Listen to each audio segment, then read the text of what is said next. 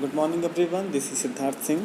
Today we are going to start chapter first from the book of Democratic Politics and unit first, what is democracy and why democracy. Let's start. Democracy का छोटा सा मतलब है लोकतंत्र, और लोकतंत्र का मीन है कि जिस तरह से आप अपने लोकल एरिया पे पहले देख लीजिए, आपके लोकल एरिया पे अगर किसी एमएलए की सीट है जिसको हम विधायक कहते हैं, उस विधायक की पोस्ट पे, एमएलए की पोस्ट पे कई सारे लोग अपना पर्चा भरते हैं, कई सारे लोग फॉर्म भरते हैं। कुछ को किसी पार्टी से टिकट मिलती है, कुछ को किसी भी पार्टी की तरफ से टिकट नहीं मिलती है, वो इंडिपेंडेंट लड़ते हैं उस चुनाव को। सभी लोग एक ही पद के लिए खड़े होते हैं और इस पर रिस्पॉन्सिबिलिटी होती है जनता के ऊपर कि वो किसका चुनाव करती है। जिसे मेजॉरिटी में वोट मिलता है, जनता अपना पब्लिक अपना वोट कास्ट करती है, और जिसे मेजॉरिटी में वोट मिलता है उसे उस चुनाव में विजेता माना जाता है ना। तो जैसे मैहर का हम देख लेते हैं, विधायकी की पोस्ट में अगर देखा जाए तो अगर 10 लोग खड़े हैं तो उस पर रिस्पॉन्सिबिलिटी जनता की बनती है कि वो किसे जिताती है। ज़रूरी नहीं है कि आज के टाइम पे जो सिटिंग एमएलए हैं, आने वाले टाइम पे बिना चुनाव कराए वो ही सिटिंग एमएलए बन जाए, ये लोकतंत्र की परिभाषा में नहीं आएगा। इसी तरीके से लोकतंत्र में किसी को भी चुनाव करने के लिए, किसी को भी चुनने के लिए जो रिस्पॉन्सिबिलिटी होती है, जो पावर होती है, वो पब्लिक के पास होती है, और पब्लिक निर्धारित करती है कि किसे चुनाव में जिताना चाहिए और किसे नहीं जिताना चाहिए। लेकिन कौन से कैंडिडेट वहाँ पे खड़े होंगे, ये हमारी और आपकी रिस्पॉन्सिबिलिटी के बाहर है, ये हमारी और आपकी पावर्स के बाहर है। अब उस मान के चलिए उस एमएलए की पोस्ट पे टोटल 10 लोग खड़े हैं और 10 के 10 चोर हैं, 10 के 10 चोर हैं, तो उन्हीं 10 के 10 चोरों में से कोई एक एमएलए बनेगा। चाहे वोट आपके बढ़ जाएं, चाहे आपके वोट आपके नहीं बटें, फिर भी जिसे भी मेजॉरिटी में वोट मिलेगा वो आपका एमएलए बन जाएगा, चाहे भले वो चोर है ना। इसी तरह से राष्ट्रपति के चुनाव से आप एक अंदाज़ा लगा लीजिए। जो प्रेसिडेंट का जो चुनाव होता है उसमें ये निर्धारित किया गया है कि प्रेसिडेंट के चुनाव पे भागीदार कौन रहेगी, जनता। ठीक है, डायरेक्ट इलेक्शन नहीं होता है प्रेसिडेंट का, लेकिन प्रेसिडेंट को जो वोट करते हैं, जो चुनाव करते हैं, वो हमारे और आपके द्वारा ही इलेक्टेड व्यक्ति होते हैं, कैंडिडेट्स होते हैं। वो जाके वहाँ पे प्रेसिडेंट का चुनाव करते हैं। तो एक हिसाब से कहा जाए तो हमारे ही रिप्रेजेंटेटिव्स हैं जो जाके प्रेसिडेंट का चुनाव कर रहे हैं, तो इस पर भी हमारी और आपकी भागीदारी बनती है। तो कहा यह जाता है लोकतंत्र में कि जो प्रेसिडेंट का चुनाव है वो भी आपका आनुवांशिक नहीं होगा, जेनेटिक नहीं होगा। प्रेसिडेंट का भी चुनाव हर एक 5 साल में होगा। अगर उसे 5 साल के पहले अगर प्रेसिडेंट को हटाया जाता है तो फिर से आपका इलेक्टोरल वोट्स आपके की प्रोसीजर पूरी की जाती है। ऐसा वाला प्रोसीजर नहीं है कि जैसे मान के चलिए कि आज रामनाथ कोविंद जी इस देश के प्रेसिडेंट हैं, तो जब उनका कार्यकाल ख़त्म होगा, जब उनका टाइम पीरियड ख़त्म होगा, तो वो दोबारा से अपने आप प्रेसिडेंट बन जाएंगे बिना किसी वोटिंग के या बिना किसी इलेक्शन के। तो ये पॉसिबल नहीं है डेमोक्रेटिक पॉलिसीज़ में, अपने लोकतंत्र में पॉसिबल नहीं है। हर 5 साल में जनता वोट करती है और हम अपने हिसाब से कैंडिडेट्स का चुनाव करते हैं, ना कि इलेक्ट करते हैं। क्योंकि उस पर्टिकुलर पोस्ट पे कौन खड़ा हो रहा है ये हमारी और आपकी जिम्मेदारी नहीं है। उस पोस्ट पे कोई भी खड़ा हो रहा है, अंधा, लूला, लंगड़ा, चोर, डकैत, कोई भी खड़ा हो रहा है, हमें उसको वोट देना है। आप अपना या अपने परिवार का वोट नहीं देंगे, लेकिन बहुत सारे लोग हैं जो उनको वोट करेंगे और उन्हीं में से कोई एक व्यक्ति जीतेगा भी। तो अगर डेमोक्रेसी के कुछ फ़ायदे हैं तो कुछ नुकसान भी हैं। हम धीरे धीरे इसको आगे आने वाले चैप्टर्स में, आने वाले पार्ट्स में इसको हम डिस्कस करेंगे। स्टार्ट करते हैं वाई डिफाइंड डेमोक्रेसी से। वाई डिफाइंड डेमोक्रेसी पे कुछ एक क्लासरूम का एग्जांपल लिया गया है। इसको मैं रीड नहीं करूँगा, आप लोग इसको रीड कर लीजिएगा। जो कंक्लूज़न होगा उस पर आप लोग पहुँच जाइएगा और मुझे भी इस चीज़ से अवगत कराइएगा कि आप किस कंक्लूज़न पे पहुँचते हैं। ठीक है, स्टोरी बहुत मायने नहीं रखती है, इसके आगे जो पार्ट्स आएंगे वो ज़्यादा मायने रखते हैं। मैं आपको शॉर्ट में समझा देता हूँ इस स्टोरी का जो मतलब है। एक क्लासरूम है, उस पर 2-4 स्टूडेंट्स हैं, एक मैडम है, लिंदो करके मैडम है, और इन सभी के बीच में चर्चा हो रही है डेमोक्रेटिक पॉलिसीज़ और डेमोक्रेसी के ऊपर। एक डेफिनेशन ढूंढने की कोशिश की जा रही है, और सभी जो बच्चे होते हैं जो उसमें पार्टिसिपेट कर रहे होते हैं वो अपनी अपनी एक स्टांस देते हैं, अपना अपना एक ओपिनियन देते हैं कि मैम डेमोक्रेसी का मतलब ऐसा होना चाहिए, डेमोक्रेसी जो वर्ड की जो मीनिंग है वो इस तरह से है, और सिर्फ हमको इतने तक नहीं सीमित रहना चाहिए। मैडम उनको समझाती हैं कि नहीं, डेमोक्रेसी आपका टाइम टू टाइम आपकी चेंज होती रहती है, रिक्वायरमेंट के हिसाब से, कल्चर के हिसाब से, आपकी मेंटालिटी के हिसाब से, किस देश की कैसी मेंटालिटी है उस देश में उस तरह की आपको डेमोक्रेसी देखने को मिलेगी, है ना। तो जैसे आपका रीसेंट आपको उदाहरण, डेमोक्रेसी आपकी देखिए 3-4 प्रकार की होती है। एक आपका मोनार्ची होता है। मोनार्ची होता है ऐसा कि वो राजाओं के काल का, कि कोई एक देश राजा संभालेगा। जैसे नेपाल का आपका एक केस था, वहाँ पे राजाओं का शासन था, किंग वहाँ पे रूल करते थे। तो वहाँ के जो लोग थे प्रोटेस्ट करके तकरीबन 2 डिकेड्स तक प्रोटेस्ट उन्होंने किया था। उसके बाद वहाँ पे लोकतंत्र को स्थापित किया गया था, डेमोक्रेसी को स्थापित किया गया था, और उसके बाद वहाँ पे एक नया कॉन्स्टिट्यूशन बनाया गया था। पुराने वाले कॉन्स्टिट्यूशन को रिजेक्ट कर दिया गया था, नए वाले कॉन्स्टिट्यूशन को बना के उसको एक्सेप्ट किया गया था। फिर वहाँ पे मोनार्ची को ख़त्म करके डेमोक्रेसी को स्थापित किया गया था। रिसेंटली अभी म्यांमार का केस है, हमारा और आपका नेबर है म्यांमार, आपका ईस्टर्न साइड पे है, पूर्वोत्तर भारत में लगता है म्यांमार आपका। वहाँ पे आपका जो सत्ता है वो फ्लक्चुएट होती रहती है। कभी वहाँ पे आर्मी रूल आ जाता है, कभी वहाँ पे एक डेमोक्रेटिक तौर पे चुनी हुई सरकार आ जाती है। तो अभी फ़िलहाल ही में वहाँ पे एक लेडी प्रेसिडेंट थी, तो उनके द्वारा म्यांमार को रूल किया जा रहा था, जो कि डेमोक्रेटिक और लीगल तौर पे वो चुनाव जीत के वहाँ तक पहुँची थी। लेकिन जो आर्मी के ऑफिशियल्स थे, जो मेजर्स थे, कर्नल थे, जो भी ऑफिशियल हायर ऑफिशियल्स थे, उनको ये सारी चीज़ें देखी नहीं गई, और उन्होंने म्यांमार में सत्ता का तख्ता पलट कर दिया। जब आपकी सत्ता को टाइम पीरियड के पहले पलट दिया जाता है बिना किसी इलेक्शन के, पूरे ज़ोर ज़बरदस्ती के साथ में, तो उसको तख्ता पलट कर देते हैं। तो म्यांमार में आपका आर्मी ऑफिसर्स के द्वारा तख्ता पलट किया गया, और वहाँ पे जो प्रेसिडेंट थी उनको हाउस अरेस्ट किया गया, उनकी पार्टीज़ को डिसमिस किया गया, और वहाँ पे म्यांमार में आर्मी रूल लगाया गया।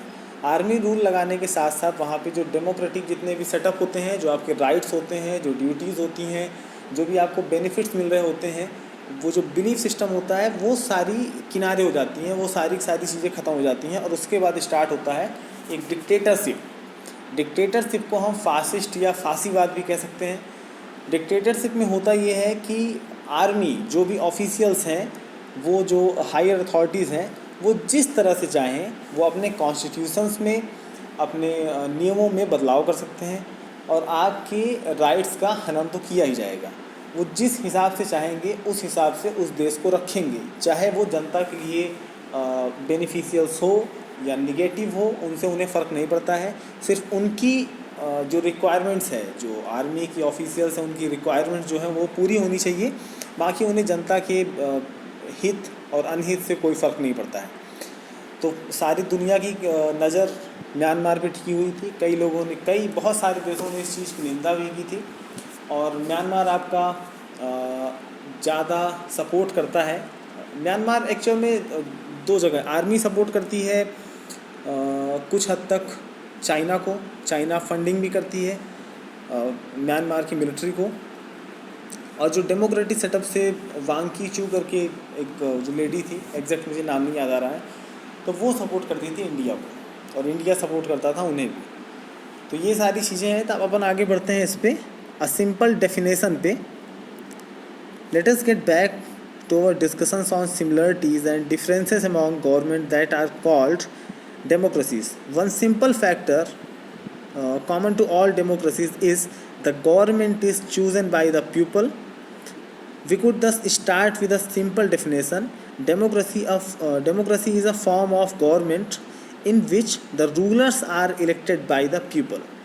जो सिंपल डेफिनेशन आपकी इसमें बताई गई है कि जो डेमोक्रेसी है, जो लोकतंत्र है, उसमें जो लोग चुने जाते हैं वो डायरेक्ट जनता के द्वारा चुने जाते हैं, इसलिए इसको लोकतंत्र कहा जाता है। जनतंत्र कहा जाता है या गणतंत्र कहा जाता है कि इसमें जो जनता है वो उसकी सीधी भागीदारी है आपके लोकतंत्र में। जनता जिसको चाहेगी उसे किसी भी पद पे बैठा सकती है। ठीक है, हर 5 साल में अपने देश में चुनाव होता है और हर 5 साल में आपका, अगर आपके काम अच्छे होंगे, अगर आपकी नीतियाँ अच्छी होंगी, आपका बिहेवियर अच्छा होगा, आपका ट्रैक अच्छा होगा, तो जनता आपको दोबारा उसी पद पे इलेक्ट करके फिर से बैठाएगी। अगर आपका ट्रैक रिकॉर्ड अच्छा नहीं होगा तो आप उस पद से डिफेम कर दिए जाएंगे। ओके, आगे बढ़ते हैं। This is a useful starting point. This definition allows us to separate democracy from forms of government that are clearly not democratic. The army rulers of Myanmar were not elected by the people. Those who happened to be in control of the army became the rulers of the country. People had no say in this decision. Dictators like Pinochet, Chile are not elected by the people. This also applies to monarchies. The kings of Saudi Arabia rule not because the people have chosen them to do so, but because they happen to be born into the royal family. जनता का सीधे भागीदार होना और किसी dictatorship का आ जाना, दोनों ही आपका लोकतंत्र और गैर लोकतांत्रिक चीज़ें हैं। जिस तरह से आपका म्यांमार में आर्मी रूलर्स आपके आ जाते हैं, आपकी जो मोनार्चीज़ हैं उसमें राजाओं का जो शासन होता है उसमें राजा का बेटा राजा बन जाता है, उसका बेटा राजा बन जाता है। इस तरह से उनकी सत्ता आगे बढ़ती रहती है, लेकिन उसमें भी लोगों द्वारा उनका चुनाव नहीं किया जाता है, ये अथॉरिटी लोगों के पास नहीं होती है। इसी तरह से आपका जो सऊदी अरबिया का है, सऊदी अरबिया में जो शेख वगैरह हैं उनका भी चुनाव जनता सीधे तौर पे नहीं करती है। तो ये जो सारी चीज़ें हैं ये आपका रॉयल फैमिली में होने की वजह से, या मोनार्चीज़ में राजाओं की जो रॉयल फैमिली है उनकी वजह से, या फिर जो आर्मी रूल्स लग जाते हैं, आर्मी रूलर्स आपके बन जाते हैं म्यांमार या पाकिस्तान जैसी कंट्रीज़ में, ये आपका देश के प्रति जो दूसरी भावनाएं होती हैं, जो गलत भाव, निगेटिव थिंकिंग होती है कि उन्हें डेमोक्रेसी पसंद नहीं है, जिन्हें डेमोक्रेटिक सेटअप में रहना पसंद नहीं है, ये उनके द्वारा ये सारी चीज़ें की जाती हैं। इसमें किसी भी प्रकार से लोगों की जनभागीदारी नहीं होती है। Okay, this simple definition is not advocate, it reminds us that democracy is people's rule, but if we use this definition in an unthinking manner, we would end up calling almost every government that holds an election a democracy. That would be very misleading. As we shall find out in chapter 3, every government in contemporary world wants to be called a democracy, even if it is not so. That is why we need a carefully distinguish between a government that is a democracy and one that pretends to be one. We can do so by understanding each word in this definition carefully and spelling out the features of the democratic government. ये जो आपकी परिभाषा है, definition है, ये पर्याप्त नहीं होगी कि लोकतंत्र का जो मतलब, जैसे आपका लोकतंत्र है उसमें सीधी भागीदारी जनता की होती है, लेकिन इस हिसाब से अगर देखा जाए तो हर वो इलेक्शन या हर वो कंट्री जो कि एक स्टांस होल्ड करती है कि वो डेमोक्रेटिक कंट्री है, ज़रूरी नहीं है कि वो एक्चुअल में एक डेमोक्रेटिक सेटअप हो। कई बार ऐसा होता है कि चुनाव जो होते हैं वो फ्रॉड के तौर पे भी हो जाते हैं। जैसे आपका पहले के टाइम पे अपने ही देश में कई बार ऐसा चुनाव होता था कि जब बैलेट पेपर से चुनाव होते थे तो उसमें सीन ये रहता था कि पूरा का पूरा बूथ आपका लूट लिया जाता था, है ना। पूरा बूथ लूट लिया जाता था, पब्लिक को उस बूथ में वोटिंग करने नहीं दी जाती थी, उसमें जहाँ पे उनको लगता था कि पार्टी वहाँ से हार जाएगी। तो इस तरह की जो सेटअप है ये डेमोक्रेटिक सेटअप नहीं कहलाएगा, ये लोकतंत्र नहीं कहलाएगा। तो इस तरह से कहने का मतलब ये है कि हर वो जगह जहाँ भी चुनाव होते हैं ज़रूरी नहीं है कि वो डेमोक्रेटिक ही हो, ज़रूरी नहीं है कि वो लोकतांत्रिक तरीके से ही हो, वो सरकार लोकतांत्रिक तरीके से ही बनी हो, ये भी ज़रूरी नहीं है।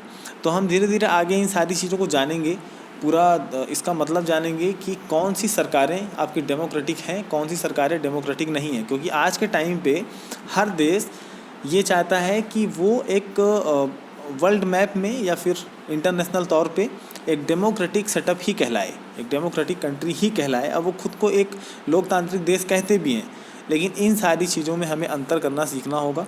और हम धीरे धीरे जब आगे बढ़ते जाएंगे तो इसके बारे में हम जानेंगे। Features of democracy. We have started with a simple definition that democracy is a form of government in which the rulers are elected by the people.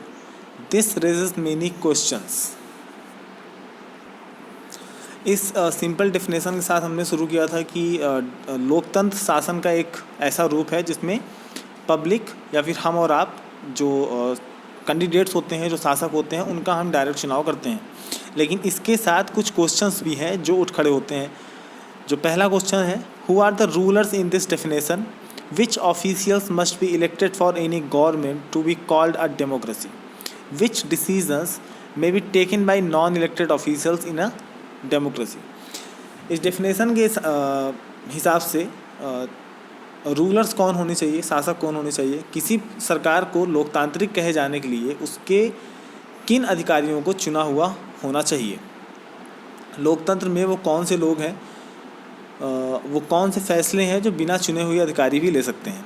What kind of election constitutes a democratic election, what condition must be fulfilled for an election to be considered democracy. किस तरह के चुनाव को लोकतांत्रिक चुनाव कहा जाना चाहिए और किसी चुनाव को लोकतांत्रिक कहने के लिए किन शर्तों का भी पूरा होना ज़रूरी है। हु आर द पीपल, जैसा हमने बताया था कि कुछ चुनाव आपके फ्रॉड के तौर पे भी हो जाते हैं, तो वो सारी चीज़ों के बारे में इसमें चर्चा की जाएगी। Who are the people who can elect the rulers और get elected as rulers, should this include every citizen on an equal basis, can a democracy deny some citizens this right. कौन लोग शासकों का चुनाव कर सकते हैं या खुद एक शासक के तौर पे चुने जा सकते हैं? क्या इसमें हर एक नागरिक को इक्वल राइट्स मिले हुए हैं या फिर बराबरी का हैसियत का भागीदारी मिला हुआ है?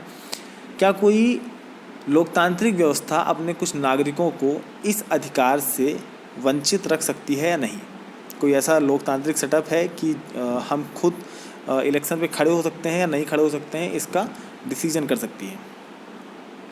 Okay, finally, what kind of form of government is democracy? Can elected rulers do whatever they want in a democracy, or must a democratic government function with some limits? It is necessary for a democracy to respect some right of the citizens. देखिए, democracy में आप एक बार किसी को बना दिए 5 साल के लिए, तो आपके पास राइट टू वोट का अधिकार तो है, लेकिन राइट टू रिकॉल नहीं है।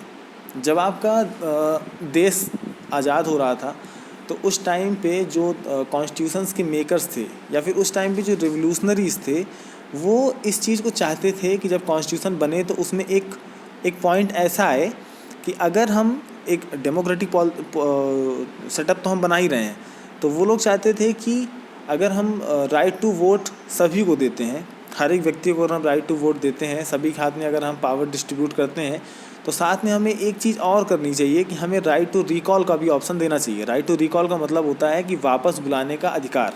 अगर हम किसी को चुने हैं तो हम अगर ट्रैक रिकॉर्ड सही नहीं है और अगर वो 1-2 साल बाद अगर वो काम सही से नहीं कर रहा है, तो हम उसको उसके पद से हटा के किसी दूसरे व्यक्ति को वहाँ पे दोबारा इलेक्ट कर सकें, उस 5 ईयर्स प्लान के पहले, उस टाइम 5 साल के टाइम पीरियड के पहले हम ये सारी चीज़ें कर सकें। लेकिन ऐसा ऑप्शन आज हमारे पास है नहीं। आप एक बार अगर 5 साल के लिए किसी को चुन दिए, तो वो 5 साल बाद ही आपके पास दूसरा ऑप्शन आता है कि आप किसी दूसरे व्यक्ति को वहाँ पे इलेक्ट कर सकते हैं। तो इसका फ़ायदा देखिए, जो रूलर्स होते हैं वो उठा लेते हैं, वो अपने पावर्स का मिसयूज़ कर देते हैं, है ना, वो करप्ट हो जाते हैं। आप करप्शन, आप बहुत सारे घोटाले आप सुने होंगे अपने कांग्रेस के कार्यकाल में या फिर उससे पहले की सरकारों में, किसी भी प्रकार की सरकारों में। तो इन सारी चीज़ों को रोकने के लिए क्या डेमोक्रेटिक गवर्नमेंट में कुछ ऐसी संस्था है या कुछ ऐसी व्यवस्था है कि वो लोग ऐसा ना कर सकें, और जनता की जो राइट्स हैं उनकी रिस्पेक्ट हमेशा बनी रहनी चाहिए, क्या वो सिक्योर रहेंगे? इन सारी चीज़ों की भी चर्चा करेंगे. Let us consider each of these questions with the help of sub examples. Major decisions by elected leaders. अलग अलग जगह की स्टोरीज आपको बताई जाएंगी, उसके हिसाब से आपको समझाया जाएगा कि डेमोक्रेसीज में आपका किस तरह से चीज़ें फंक्शन होती हैं. Major decisions by elected leaders, इसका मतलब ये होता है कि जिन्हें हम चुनते हैं, जिन्हें हम और आप अपना वोट कास्ट करके चुनते हैं, सीधे हम चुनते हैं, उन्हीं के हाथ में बड़े डिसीजंस और प्रमुख फैसले लेने की शक्ति या पावर होनी चाहिए, किसी ऐसे व्यक्ति के हाथ पे नहीं जिसे हमने नहीं चुना है. अब इन दोनों के बीच का जो अंतर है, ये पाकिस्तान की जो स्टोरी है जनरल परवेज़ मुशर्रफ की, उसको पढ़ के हम जान लेते हैं. In Pakistan general Pervez Musharraf led a military coup in October 1999. ये उस टाइम की बात है जब आपका कारगिल का युद्ध हुआ था, तब की बात है. He overthrew a democratic elected government and declared himself the chief executive of the country. Later he changed his designation to president, and in 2002 held a referendum in the country that granted him a 5-year extension. Pakistani media, human rights organizations and democracy activists said that the referendum was based on malpractices and fraud. In August 2002, he issued a legal framework order that amended the Constitution of Pakistan. According to this order, the president can dismiss the national and provincial assemblies, the work of the civilian cabinet.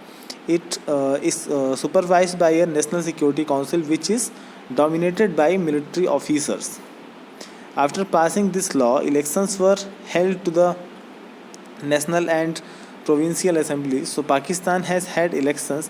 Elected representatives have some powers, but the final power rested with military officers and General Pervez Musharraf himself. इसको गौर करने वाली बात है. Elected representatives has some powers, मतलब जिसे चुना गया था उनके पास कुछ पावर थी, लेकिन जो अंतिम जो शक्ति थी, अंतिम जो पावर थी डिसीजन लेने की, वो किसके पास थी? जो मिलिट्री ऑफिसर्स थे जो कि नहीं चुने गए थे जनता के द्वारा, उनके पास थी. ओके. पाकिस्तान में आपका ये जो उदाहरण है ये पाकिस्तान का है. पाकिस्तान में आपका जनरल परवेज़ मुशर्रफ जो कि आर्मी जनरल था उस टाइम पे, उसने जो आपका COUP है, इसको हम तख्ता पलट कहते हैं. ठीक है. जब आपकी कोई भी इलेक्टेड गवर्नमेंट होती है और मिलिट्री उसका तख्ता पलट कर देती है या फिर सीधे सीधे सत्ता में परिवर्तन कर देती है, तो उसको हम तख्ता पलट कहते हैं. ठीक है. तो 1999 में आपका परवेज़ मुशर्रफ, जिसको हम सिर्फ मुशर्रफ कहेंगे, तो मुशर्रफ ने 1999 में आपका एक पाकिस्तान में चुनी हुई सरकार जो थी, इलेक्टेड गवर्नमेंट थी, उसको हटा के उसने मिलिट्री का रूल वहाँ पे स्थापित कर दिया. मिलिट्री का रूल स्थापित करने के बाद उसने ये कहा कि मैं यहाँ पे अब चीफ एग्जीक्यूटिव ऑफिसर रहूँगा, मतलब जो सबसे ऊंचा पद होता है उसका वो रहूँगा. और धीरे कुछ टाइम बाद इसने अपने डेजिग्नेशन को चेंज करके अपने आप को राष्ट्रपति घोषित कर दिया. ठीक है. प्रेसिडेंट अपने आप को घोषित कर दिया. 2002 में इसने यहाँ पे एक रेफरेंडम कराया. रेफरेंडम का मतलब होता है एक चुनाव कराना, है ना. जैसे आप क्लास में हैं, अब क्लास में मान के चलिए आपकी क्लास में 40 स्टूडेंट्स हैं और उनमें से 2 लोग खड़े हैं और हमको रेफरेंडम कराना है. अगर मान लीजिए कोई एक व्यक्ति खड़ा है और हमको रेफरेंडम कराना है कि ये व्यक्ति इस पोस्ट में रहेगा या नहीं रहेगा, तो उसको हम एक छोटा मोटा चुनाव ही कहते हैं. ठीक है. तो इसने एक रेफरेंडम कराया और इस रेफरेंडम के द्वारा इसने अपने आप को 5 साल का एक्सटेंशन दिलवा दिया कि ये 5 साल तक आपका प्रेसिडेंट के तौर पे यहाँ पे स्थापित रहेगा. Pakistani media, human rights organization and democratic activists said that the referendum was based on malpractice and fraud. Pakistani media जो आपका मानवाधिकार संगठन है और जो भी आपके लोकतंत्र के पक्ष में बोलने वाले लोग हैं, उन्होंने कहा है कि ये जो इलेक्शन है, ये जो आपका रेफरेंडम है, ये एक फ्रॉड के तौर पे किया गया है और इस पे जनता की कोई भी भागीदारी नहीं है और किसी की भी कोई भागीदारी नहीं, ये पूरा एक फ्रॉड है. In August 2002, he issued a legal framework order that amended the Constitution of Pakistan. इसने एक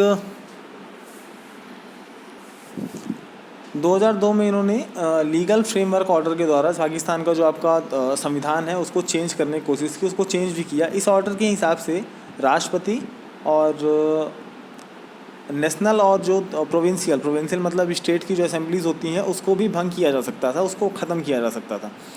मंत्रिपरिषद के जो कामकाज पर एक राष्ट्रीय सुरक्षा परिषद की निगरानी होती थी, जिसमें जो ज़्यादातर जो मेंबर्स होते थे वो आपके फ़ौज के अधिकारी होते थे. इस लॉ के हिसाब से, इस कानून के हिसाब से पास हो जाने के बाद राष्ट्रीय और जो स्टेट की असेंबलीज होती हैं उसमें चुनाव कराए गए. इस प्रकार पाकिस्तान में आपका चुनाव भी हुआ, लेकिन चुने गए प्रतिनिधियों को कुछ अधिकार भी मिले, लेकिन जो आपकी सर्वोच्च सत्ता सेना के अधिकारियों और जनरल मुशर्रफ के हाथ पे ही बनी रही. जनरल मुशर्रफ के शासन वाले पाकिस्तान को लोकतंत्र न कहने के लिए उनके पास बहुत सारे कारण थे, लेकिन यहाँ सिर्फ एक कारण पर ही हमको चर्चा करनी है.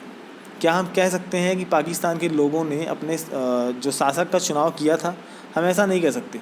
लोगों ने राष्ट्रीय और प्रांतीय असेंबलियों के लिए अपने प्रतिनिधियों का चुनाव किया था, रिप्रेजेंटेटिव का चुनाव किया था, लेकिन चुने हुए प्रतिनिधि रिप्रेजेंटेटिव एक्चुअल लीडर्स नहीं थे. वो अंतिम फैसला नहीं ले सकते थे. अंतिम फैसला सेना के अधिकारियों और जनरल मुशर्रफ के हाथ पे ही था, जो कि जनता के द्वारा नहीं चुने गए थे, जो कि तख्ता पलट करके एक तानाशाह के तौर पे राजशाही वाली अपने शासन व्यवस्थाओं में होता है, वैसी व्यवस्था उन्होंने बनाई थी.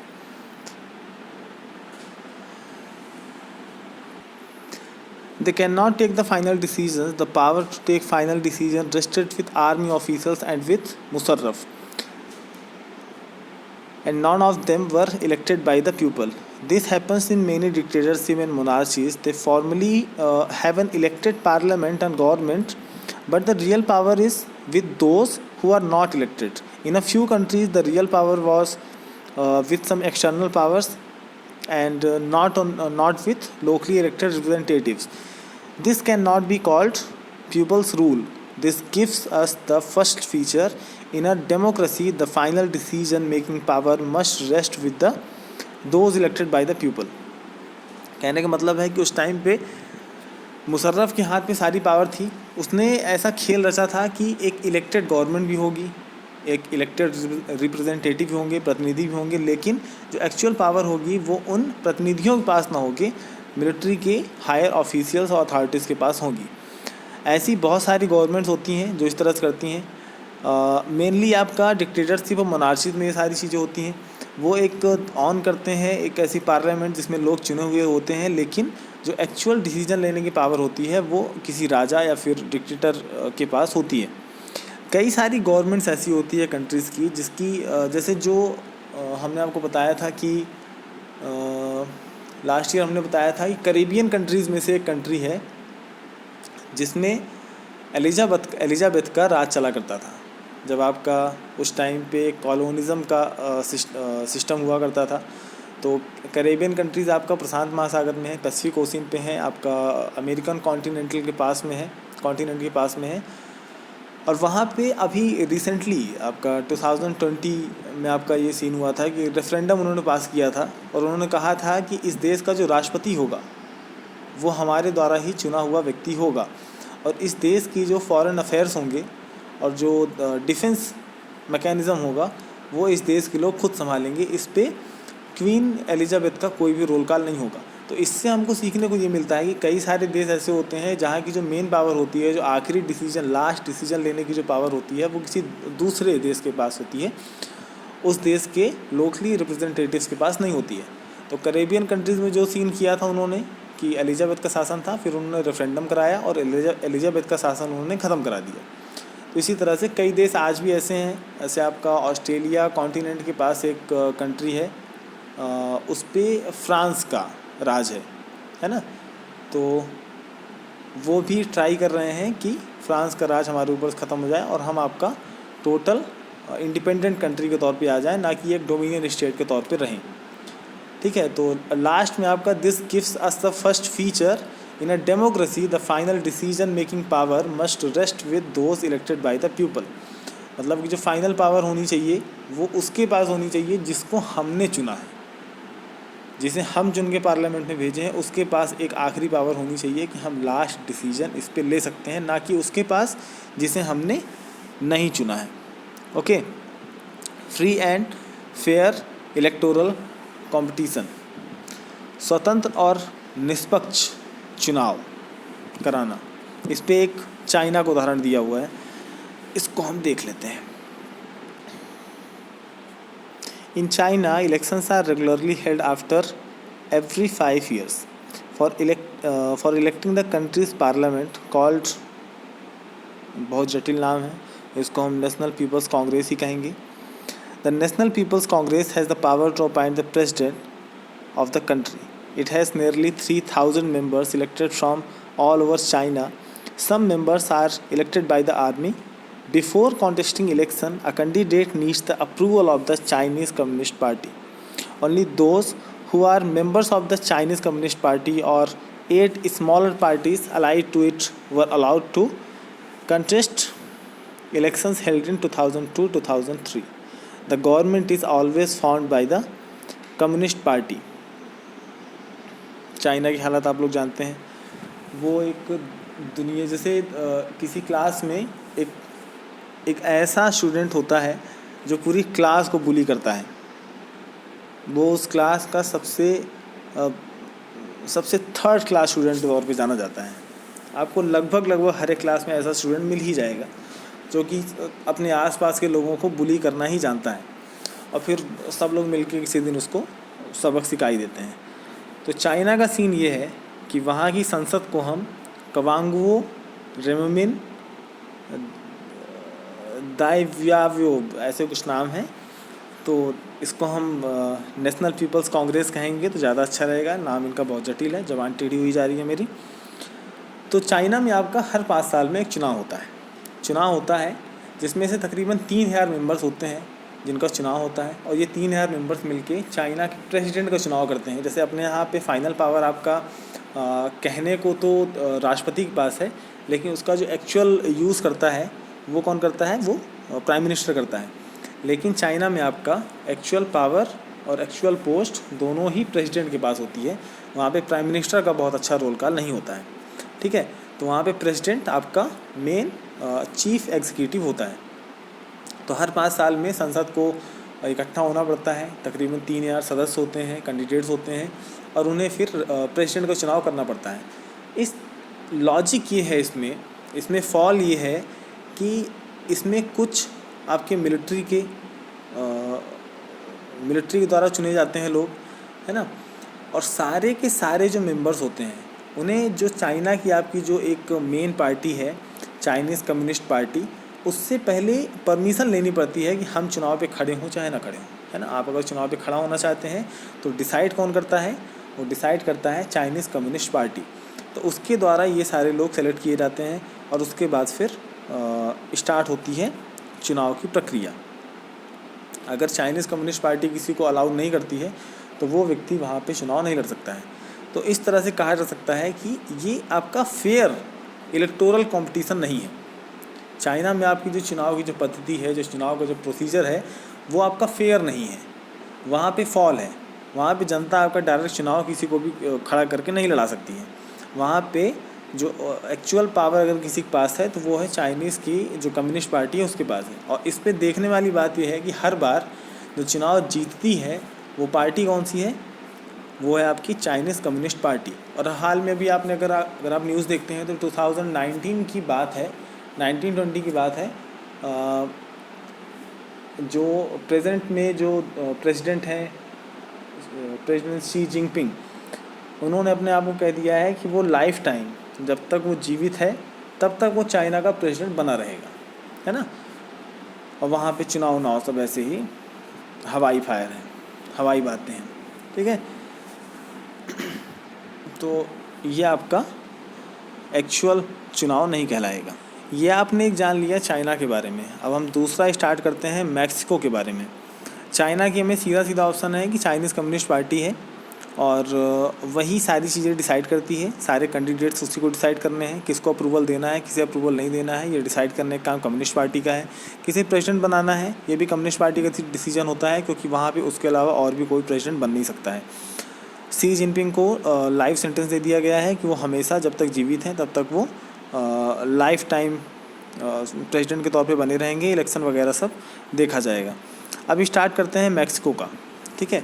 Since its independence in 1930 Mexico holds elections after every 6 years to elects its president. The country has never been under a military or dictator's rule, but until 2000, every election was won by a party called PRI, Institutional Revolutionary Party. Opposition parties did contest elections but never managed to win. The PRI was known to use many dirty tricks to win elections. All those who were employed in government officers had to attend its party meetings. Teachers of government schools used to force parents to vote for the PRI. Media largely ignored the activities of opposition political parties except to criticize them. Sometimes the polling booths were shifted from one place to another in the last minute, which made it difficult for people to cast their votes. The PRI spent a large sum of money in the campaign for its candidates. Mexico को independence मिली थी 1930 में, और उसके बाद से वो हर 6 साल में अपना एक इलेक्शन कंडक्ट करवाते थे, जिसमें प्रेसिडेंट का चुनाव किया जाता था, राष्ट्रपति को चुना जाता था। यहाँ पे कभी भी मिलिट्री रूल या फिर डिक्टेटरशिप जैसी चीज़ नहीं आई थी, लेकिन यहाँ पे एक दूसरी चीज़ थी। सन 2000 तक यहाँ पे जितने भी इलेक्शन होते थे, इसमें सिर्फ एक ही पार्टी जीतती थी, वो है PRI। PRI का मतलब है इंस्टीट्यूशनल रिवोल्यूशनरी पार्टी। हमेशा सन 2000 तक यही जीतती थी। इसका रीज़न था, अपोजिशन पार्टी के जितने भी लोग थे, अपोजिशन पार्टी के जितने भी कैंडिडेट्स थे या फिर रूलर्स थे या फिर उनकी पार्टीज़ के हेड थे, वो सभी इस चुनाव में, हर जो 6 साल में चुनाव होता था, इसमें खड़े तो होते थे लेकिन जीत नहीं पाते थे। जीत नहीं पाने का कारण ये था डर्टी पॉलिटिक्स या डर्टी ट्रिक्स, जो कि PRI के लोगों के द्वारा लगाया जाता था। PRI बहुत साल से शासन में थी, उसके बाद बहुत सारा पैसा भी था, और उसका यूज़ वो बहुत ही सही तरीके से करती थी, लोगों को मैनिपुलेट करने के लिए, और लोगों को चुनाव को जीतने के लिए किसी भी तरीके से जो भी ट्रिक्स अपना सकते थे वो अपनाते थे। हिसाब ये होता था कि जितने भी गवर्नमेंट ऑफिसर्स होते थे, सबको डरा धमका के एक पूरी योजना के तहत चुनाव को जीता जाता था। जितने भी गवर्नमेंट ऑफिशियल्स होते, जितने भी गवर्नमेंट के कर्मचारी होते थे, उन सबको एक मीटिंग में बुलाया जाता था और उनसे PRI को वोट करने के लिए कहा जाता था। उनके फैमिलीज़ को PRI को वोट करने के लिए कहा जाता था। और सीधी सी बात है, अगर गवर्नमेंट ऑफिशियल्स अगर PRI को वोट नहीं करेंगे तो गवर्नमेंट ऑफिशियल्स की नौकरी चली जाएगी, साथ में उनकी ज़िंदगी को खतरा हो जाएगा, उनकी लाइफस्टाइल बहुत निचले दर्जे तक पहुंच जाएगी। तो इन सारी चीज़ों से बचने के लिए गवर्नमेंट ऑफिसर्स उन्हें वोट करते थे।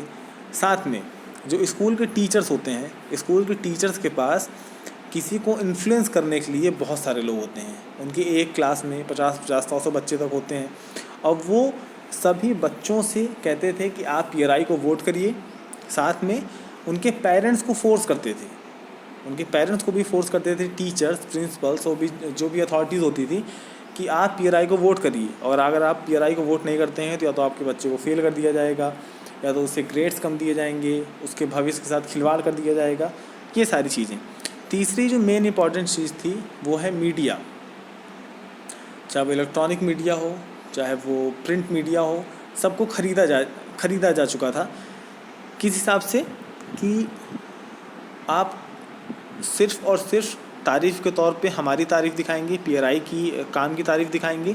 जो अपोजिशन पार्टीज़ हैं आप उनकी किसी भी प्रकार की एक्टिविटी को कवर नहीं करेंगे, और अगर कुछ कवर करेंगे भी तो सिर्फ उसमें क्रिटिसाइज़ करेंगे, उसका आप नकारात्मक प्रभाव दिखाएंगे लोगों को। तो इससे लोगों की मेंटालिटी पे भी फ़र्क पड़ता था। तो ये सारी चीज़ें आपका पीआरआई करती थी चुनाव जीतने के लिए। साथ में जो पीआरआई के कैंडिडेट्स होते थे, जिस कॉन्स्टिट्यूएंसी से वो कैंडिडेट खड़े होते थे, उस जगह पे वो अपने कैंडिडेट्स पे बहुत सारा पैसा भी लगाते थे। ठीक है, साथ में करप्ट भी थे, तो पैसे की इनके पास कोई कमी नहीं थी, इनको फंडिंग भी आती थी, लोगों से लूटते भी थे, तो पैसे कोई दिक्कत नहीं थी, पैसा पानी की तरह बहा सकते थे। तो अब आगे बढ़ते हैं इनके कंक्लूज़न की तरफ, कि जो चाइना का इलेक्शन और मैक्सिको की इलेक्शन से हमने क्या सीखा, और क्या हम इसको डेमोक्रेटिक सेटअप कह सकते हैं, लोकतांत्रिक चुनाव कह सकते हैं। इन सारी चीज़ों पे भी हम एक बार नज़र मार लेते हैं। Should we consider the elections described above as example of people electing their rulers. Reading these examples, we get a sense that we cannot. There are many problems here. In China, the elections do not offer the people any serious choice. They have to choose the ruling party and the candidates approved by it. Can we call this a choice? In a Mexican example, people seemed to really have a choice, but in practice, they had no choice. There was no way the ruling party could be defeated, even if people were against it.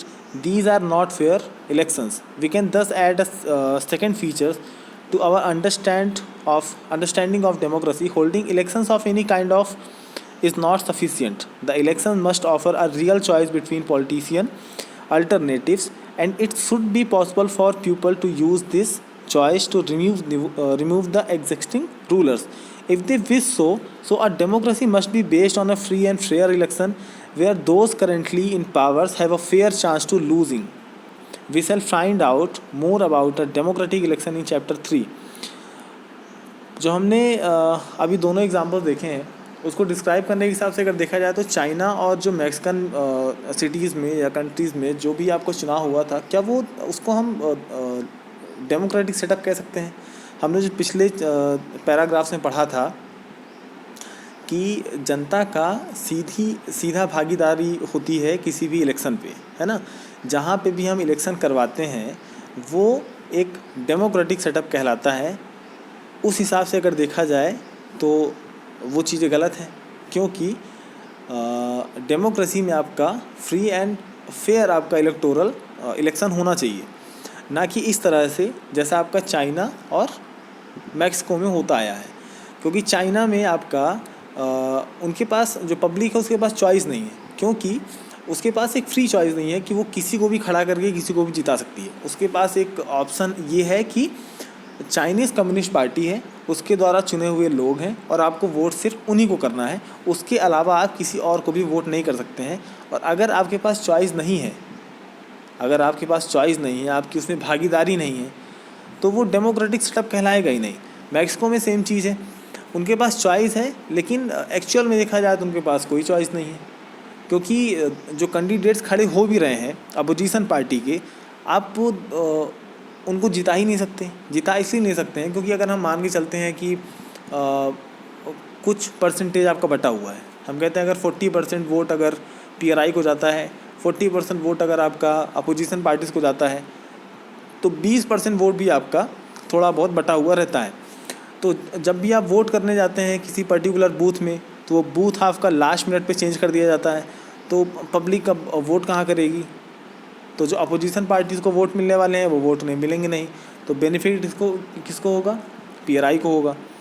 तो ये सारी चीज़ें एक democracy में fault है, इसको हम democracy setup नहीं कह सकते हैं, है ना। डेमोक्रेसी में हमारे पास ऑप्शन होना चाहिए, पॉलिटिकल लीडर्स का हमारे पास अल्टरनेटिव होना चाहिए।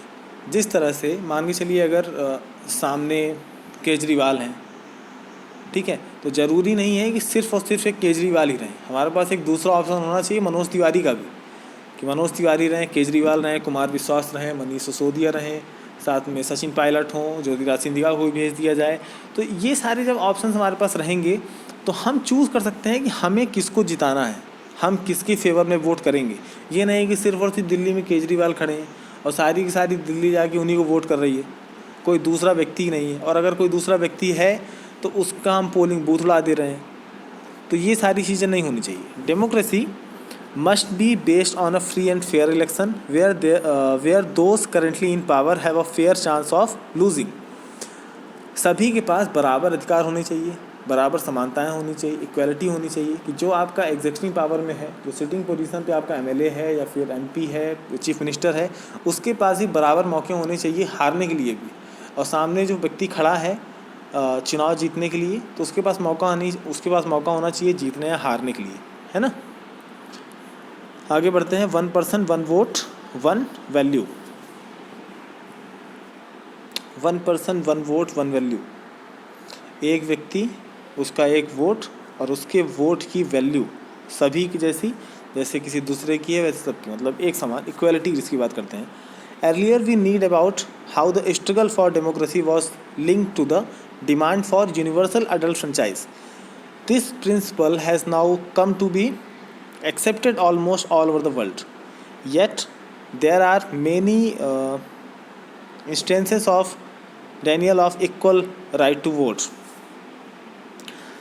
आज पूरी दुनिया ने मान लिया है कि आपका सभी को वोट देने का अधिकार होना चाहिए, सभी के पास, सभी देश में आपको डेमोक्रेटिक सेटअप होना चाहिए, डेमोक्रेसी होनी चाहिए। आज भी कई देशों में इसके निगेटिव इम्पैक्ट देखने को मिलते हैं, कई इसके उदाहरण ऐसे देखने को मिलते हैं जहाँ पे कहने को तो डेमोक्रेसी है लेकिन कुछ ऐसे वर्ग हैं या कुछ ऐसी क्लासिफाइड लोग हैं जिन्हें वोट करने का अधिकार या तो नहीं मिला है या तो धीरे धीरे आपका मिल रहा है, रिसेंट ईयर्स में उनको मिला है।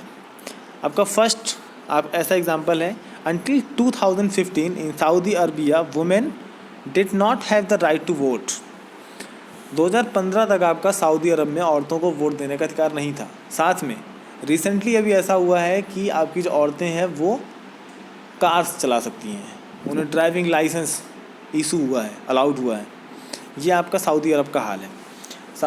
2021 में आपका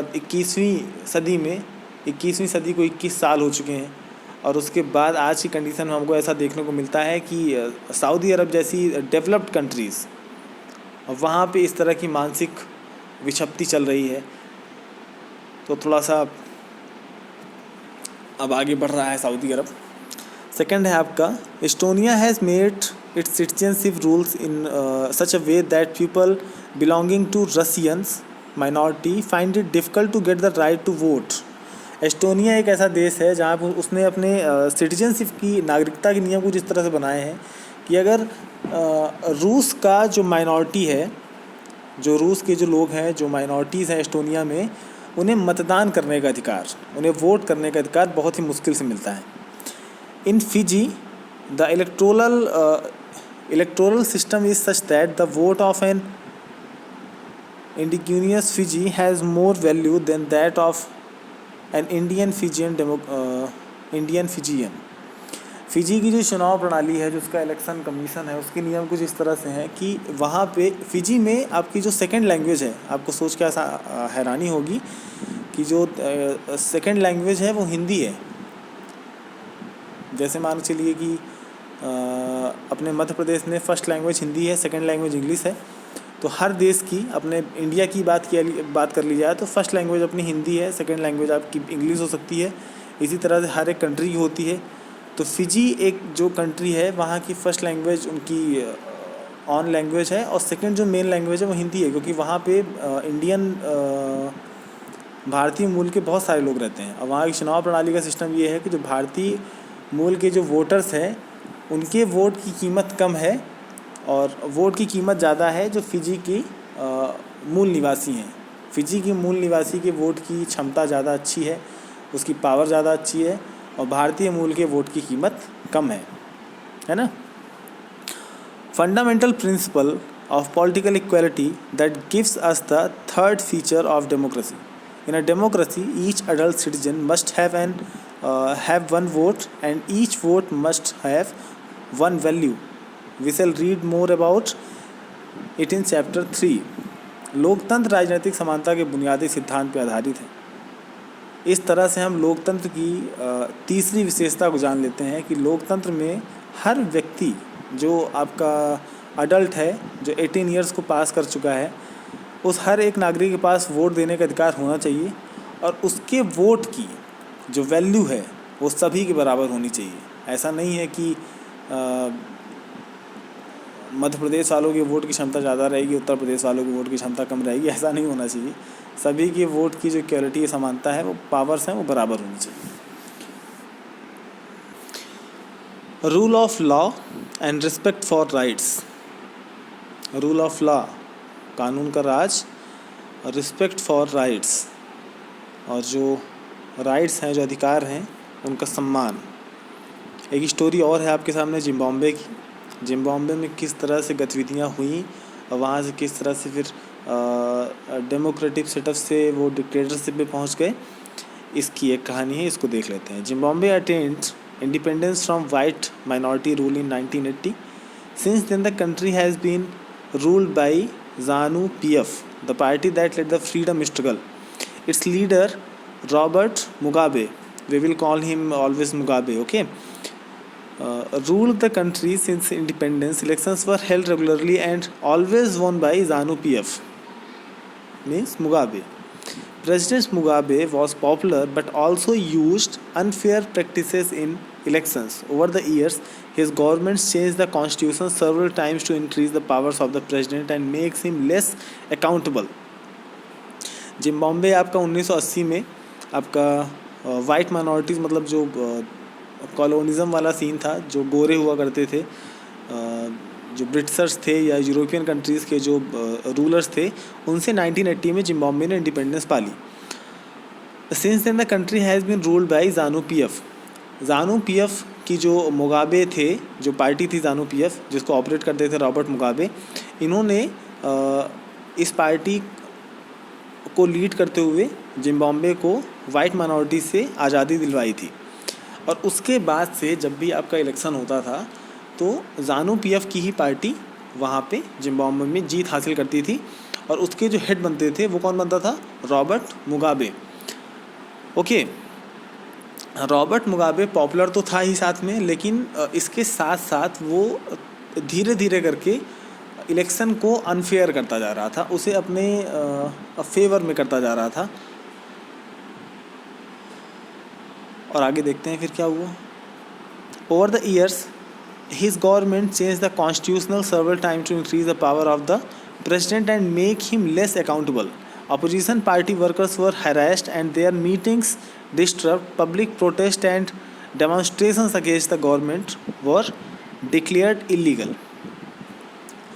जो मुगाबे था वो धीरे धीरे आपका इलेक्शन अनफेयर तो करता ही था, साथ में जब वो पावर में रहता था तो जो जिम्बाब्वे का जो कॉन्स्टिट्यूशन था उसमें वो धीरे धीरे बदलाव करता जा रहा था। बल्कि ऐसा कहा जाता है कि आप अगर जो कॉन्स्टिट्यूशन बना दिए हैं तो उसकी जो प्रियम्बल होता है उस पर चेंज नहीं करना चाहिए। जो भारत का जो कॉन्स्टिट्यूशन का प्रियम्बल है उस पर चेंज नहीं करना चाहिए, उसकी रक्षा करने के लिए क्या कहते हैं सुप्रीम कोर्ट है।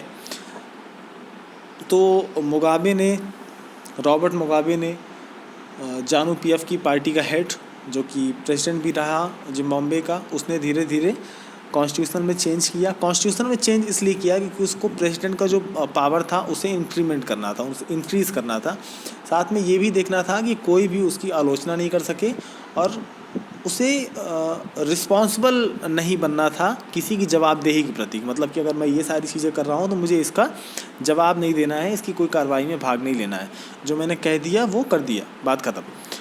तो इसी तरह से ये प्रेसिडेंशियल पावर को बढ़ा रहा था संविधान में चेंज करते हुए। अपोजिशनल पार्टीज़ के जो वर्कर्स थे उनको हरास किया जा रहा था, उन्हें परेशान किया जा रहा था, उनकी पार्टीज़ को मीटिंग्स को इंटरप्ट किया जाता था, भंग किया जाता था। Public protest and demonstration against the government were declared legal. जो भी आपका पब्लिक प्रोटेस्ट होता था, जो भी विरोध होता था गवर्नमेंट के ख़िलाफ़, उससे पूरी तरीके से गैर कानूनी या इलीगल घोषित कर दिया गया था कि अगर आप ऐसा करते हैं तो आपको जेल देखनी पड़ेगी, हवालात खानी पड़ेगी। ठीक है। There was a law that limited the right to criticise the president. Television and radio were controlled by the government and gave only the ruling party version. कोई भी गवर्नमेंट फॉर्म होती है ना, तो सबसे पहले वो काम ये करती है कि जो मीडिया है, जो इलेक्ट्रॉनिक मीडिया है या प्रिंट मीडिया है या आज के टाइम पे जो सोशल मीडिया है, उस पर वो सबसे पहले कंट्रोल अपना कायम करती है। वो इसलिए क्योंकि ये एक ऐसी चीज़ें हैं जिनकी पहुंच जनता तक बहुत ज़्यादा है। तो इन्होंने क्या किया, जो मुगाबे हैं, इन्होंने ऐसा किया कि जो मीडिया है उस पर कंट्रोल कर लिया, और कंट्रोल करने के बाद सरकार का क्रिटिसिज्म आप इस पर नहीं दिखा सकते हैं। आप सिर्फ़ और सिर्फ इस पर सरकार का न्यू वर्ज़न दिखा सकते हैं, सरकार का एक पॉजिटिव वर्ज़न ही दिखा सकते हैं, भले सरकार पॉजिटिव हो चाहे ना हो। ठीक है, तो जितना भी आपका ये था उस पर गवर्नमेंट का कंट्रोल आ गया था। ठीक है, there was independent newspaper but the government harassed those journalist who went against it. The government ignored some court judgements that went against it and pressurised जजेस। He was forced out of office in 2017। जो आपके independent newspaper थे, जो print media था, उस पर वो कुछ हद तक आपका इंडिपेंडेंट था, लेकिन गवर्नमेंट उस पर भी कंट्रोल हासिल करना चाहती थी। साथ में जो ईमानदार जर्नलिस्ट थे, ऑनेस्ट जर्नलिस्ट थे, जो सरकार की आलोचना करते थे, जो मुगाबे के ख़िलाफ़ लिखते थे, जो लोगों को जागरूक करते थे कि मुगाबे के जो कार्यकाल में उसका ट्रैक रिकॉर्ड सही नहीं चल रहा है, वो किस तरह से आपको मैनिपुलेट कर रहा है और चीज़ों को बदल रहा है, कॉन्स्टिट्यूशनल चेंज कर रहा है, अमेंडमेंट जोड़ रहा है। इन सारी चीज़ों के बारे में जो भी जर्नलिस्ट पब्लिक को अवेयर करते थे, उसके ख़िलाफ़ गवर्नमेंट एक्शन लेती थी, पनिश करती थी, उन्हें हैरास किया जाता था। जो कोर्ट्स थी, हायर अथॉरिटीज़ थी कोर्ट की, उन्होंने भी मुगाबे के ख़िलाफ़ कई सारे जजमेंट दिए, कई बार गवर्नमेंट की आलोचना की गई, कई ऐसे लॉ पास किए गए जो जनता के हित में थे और गवर्नमेंट को बैन करने के लिए थे। लेकिन मुगाबे ने उन जजेस को प्रेशराइज़ किया कि आप अपना फ़ैसला चेंज करिए, और साथ में जजेस को चेंज भी करवाया कई बार।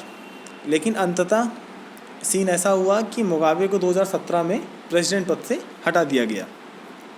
एक एग्ज़ाम्पल आपने ये भी देख लिया। ठीक है, आपने चाइना का एग्ज़ाम्पल देख लिया, आपने पाकिस्तान का एग्ज़ाम्पल देख लिया, आपने मैक्सिको का देख लिया, अब आपने जिम्बाब्वे का देख लिया। ये सारे जगहों पे आपका इलेक्शन तो होते थे, इन सारी जगहों पे इलेक्शन होते थे, लेकिन इलेक्शन किस तरह से मिसलीडिंग होते थे, इलेक्शन किस तरह से फ्रॉड होते थे, ये निर्धारित करता है कि हर एक डेमोक्रेटिक सेटअप जो दिखने में एक डेमोक्रेटिक सेटअप है, वो एक्चुअल में डेमोक्रेटिक है या नहीं है। इसमें हमको अंतर करना आना चाहिए, हमें चीज़ों का पहचान आना चाहिए। ओके, हर गवर्नमेंट ऐसा करती है, वो अदर पार्टीज़ की मिसबिहेव्स को दिखाती है, अदर पार्टीज़ की नेगेटिव पॉइंट्स को दिखाती है, वो कभी भी प्लस पॉइंट्स को या किसी अचीवमेंट्स को, किसी अपने अपोजिशन पार्टी का अचीवमेंट्स को कभी नहीं दिखाती है। इवन अगर अपन इंडिया का भी अगर आप चुनाव लेते हैं, तो जब भी आपका लोकसभा चुनाव होता है या फिर स्टेट गवर्नमेंट को चुनाव होता है, तो उसमें भी अगर कांग्रेस भाजपा दो अलग अलग पार्टीज़ खड़ी हैं, तो वो दोनों कभी एक दूसरे की पॉजिटिव स्टांस को कभी नहीं दिखाएंगी। वो हमेशा एक दूसरे को क्रिटिसाइज़ करते हैं मीडिया में आके या रैलीज में जाके, हमेशा यही होता है। जिनके पास ज़्यादा पैसा होता है वो मीडियाज़ को ख़रीद लेते हैं, वो सोशल मीडिया के इन्फ्लुएंसर्स को ख़रीद लेते हैं, वो एक नए नए अकाउंट्स बनाते हैं, फिर उसके थ्रू रूमर्स फैलाते हैं। तो ये जो डर्टी ट्रिक्स होती हैं, ये हर एक आज के टाइम पे जितने भी डेमोक्रेसी है, चाहे आप उसको आइडियल डेमोक्रेसी कहें, वहाँ पे भी आपको ये सारी चीज़ें देखने को मिलेंगी। ओके, आगे बढ़ते हैं। The example of Zimbabwe shows that popular approval of the rulers is necessary in a democracy, but it is not sufficient. Popular governments can be undemocratic, popular leaders can be autocratic. If we wish to assess a democracy, it is important to look at the elections, but it is equally important to look before and after the elections, who appointed, who elected or not. There should be a sufficient room for normal political activity, including political oppositions in the period before elections. This requires that the state should respect some basic rights of the citizen. They should be free to think, to have opinions, to express these in public, to form associations, to protest and take other political actions. Everyone should be equal in the eyes of law. These rights must be protected by an independent. Zimbabwe की examples हमको ये पता चलता है कि democracy में हर 5 साल या जो भी उनका टाइम ड्यूरेशन होता है चुनाव कराने का, उस पर पार्टीज़ को एक मेजॉरिटी पाना बहुत ज़रूरी होता है लोकतंत्र में, तभी वो किसी तरीके से अपना काम कर सकती हैं। लेकिन ज़रूरी ये भी नहीं है, ज़रूरी ये भी एक व्यू ऑफ पॉइंट है कि लोकतंत्र में जो पॉपुलर आपका लीडर है वो किसी भी समय आपका अनडेमोक्रेटिक हो सकता है, ठीक है, वो किसी भी समय तानाशाह में बदल सकता है। हम आज के परिवेश में अगर आप राजनीति की थोड़ी बहुत भी पकड़ रखते हैं तो आज आप देख सकते हैं कि आप धीरे धीरे आज के टाइम पे तानाशाही की तरफ बढ़ते जा रहे हैं। आज की भारतीय लोकतंत्र की ये स्थिति है कि आप तानाशाही की तरफ बढ़ते चले जा रहे हैं, क्योंकि अगर एक पक्ष और विपक्ष बनता है, एक रूलिंग पार्टी होती है, एक अपोजिशन पार्टी होती है। अगर रूलिंग पार्टी है तो एक प्रॉपर अपोजिशन पार्टी भी होनी चाहिए कि वो क्वेश्चन कर सके सरकार की नीतियों के लिए, और वो भी ईमानदार होनी चाहिए। ऐसा नहीं कि दोनों फ्रॉड रहें तो देश ही खा जाएं। तो कोई भी पॉपुलर नेता आपका अनडेमोक्रेटिक हो सकता है, ऑटोक्रेट हो सकता है, तानाशाह हो सकता है। अगर हम लोकतंत्र को जांचना परखना चाहते हैं तो हमको चुनाव पे नज़र डालना होगा, और साथ साथ चुनाव के रिज़ल्ट पे भी नज़र डालना होगा। चुनाव के बाद जो प्रक्रिया होती है उनके ऊपर भी नज़र डालना होगा कि क्या ऐसा तो नहीं हो गया है कि वही व्यक्ति दोबारा चुन के आ गया है जो पहले से चुना हुआ था। क्या ऐसा व्यक्ति चुन के आ गया है जिसके खिलाफ लोग प्रोटेस्ट कर रहे थे, या जो एक डिक्टेटरशिप के तौर पे आगे बढ़ रहा था। तो इसके लिए चुनाव के पहले सत्ता पक्ष के विरोधी समूहों के कामकाज समेत सभी तरह की राजनीतिक गतिविधियों के लिए पर्याप्त गुंजाइश रहनी चाहिए। इसके लिए ज़रूरी है कि सरकार नागरिकों को उनका हक दे। नागरिक प्रोटेस्ट कर सकें, वो अपनी आवाज़ बुलंद कर सकें, उनके राइट्स सुरक्षित रहने चाहिए। एक आदर्श लोकतंत्र कैसा होना चाहिए ये आपकी सरकार में झलकना चाहिए।